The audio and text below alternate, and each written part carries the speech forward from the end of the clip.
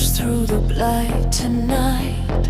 The leaves are black and brittle in the pale moonlight. A rhythmic thud of hooves against the dying ground.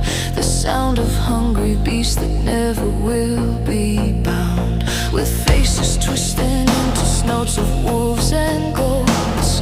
A guttural hunger rising in their hairy throats. They march in silence where the dying shadows creep, while all the world of men is lying fast asleep. But in the lead there walks the shape of hollow dread. A cloak that never stirs, though heavy is his tread. No eyes within the pale and waxen mask of fear, but he can see the soul of every creature near.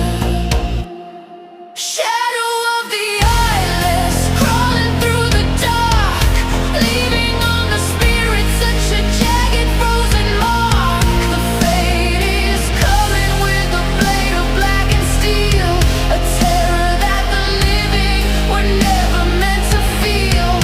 Trolloc fires burning on the edges of the plain, bringing only silence and a heavy crimson rain. Through the mirror of the mist, the nightmare takes its form, the heralds of the great Lord, the coming of the storm.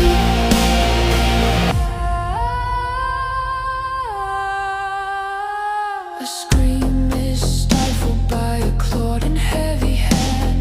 They sweep like locusts over every borderland. The murder moves with serpent grace and lethal speed upon the marrow and the misery they feed. No horse will carry you away from such a sight, for animals are wiser in the dead of night. They smell the grave dust and the scent of ancient wrong that lingers in the echoes of the shadow's song. Between the folds of light, where hidden paths are spun, the hunt for those who serve the light has now begun. 1,000 horns are blowing from the mountain high. A Shanae man prepares to face the coming light.